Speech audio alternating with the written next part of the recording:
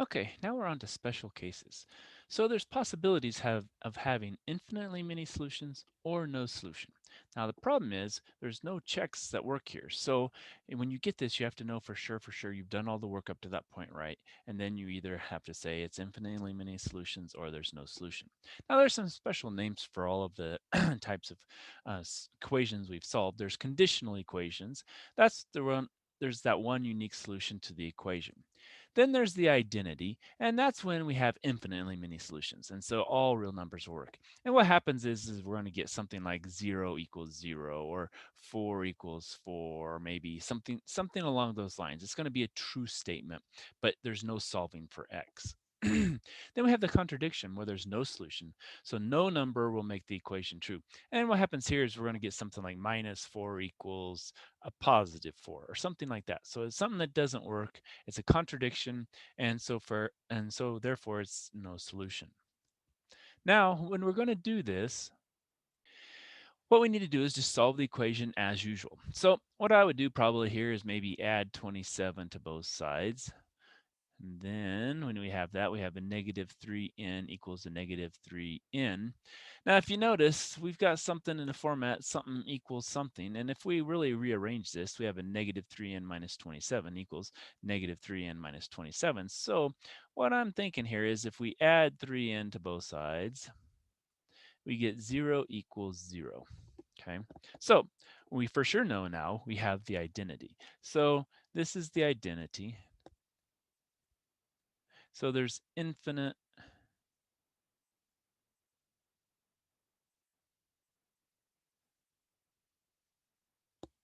solutions. Okay. And again, we can't check it. We just have to trust that we did all the work to get to that point and it's right.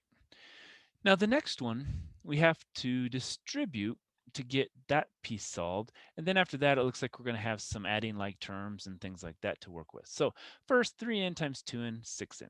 3 times negative 4, negative 12, minus 3n equals 3n plus 4. All right, well, 6n minus 3n is 3n, minus 12 equals 3n plus 4.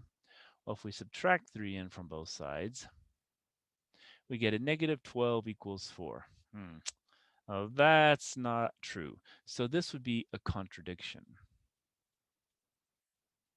And so that means no solution. Okay.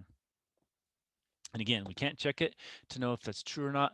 We just have to trust our work that we got down here, and that's the true statement. Okay. So sometimes, if you're kind of, I don't know if that should be right or not, redo the thing, get a new piece of paper, try it out, and see if you get the right answer.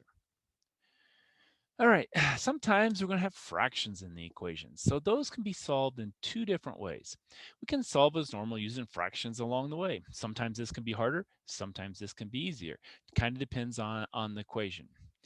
And then after that, we can also do a clear the denominators by multiplying each term in the equation by the LCD of all the fractions in the equations. Now this method can be easier as we're not working with fractions along the way.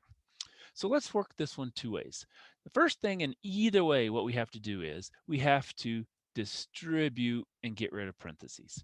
So when we do that, we have 0 equals. Now that's going to be a negative 5 over 4x. And then we have a negative times a positive, or negative times negative, which is positive. Then we have 5 times 6, which is 30. 4 times 5, which is 20. Now we're doing part one, solving as normal fractions. So I'll subtract 30 over 20 here. And so I get negative 30 over 20 equals negative 5 over 4x. Now, if I want to get rid of this negative 5 over 4, so I just have x, I have to multiply by the reciprocal, so negative 4 over 5. So I'll multiply by negative 4 over 5. Now we get to have fun and cancel. So those cancel. Those become positive. That cancels. Now this becomes positive here. Now 5 will go in here once. 5 will go in here 6 times. 4 will go in here once, 4 will go in here 5 times. So we get x, oops, I guess we can change the color now. Let's go ahead and erase that. We get x equals 6 over 5, okay? So that would be our solution. Now we should check that, and what we need to do is we need to plug it back into here. So I'll plug it up here in case we need more room for the other problem, because we have to do this two ways. So negative 5 over 4 times 6 over 5 minus 6 over 5. Well, this is 0. 0 times anything is 0, so we get it to be a true statement.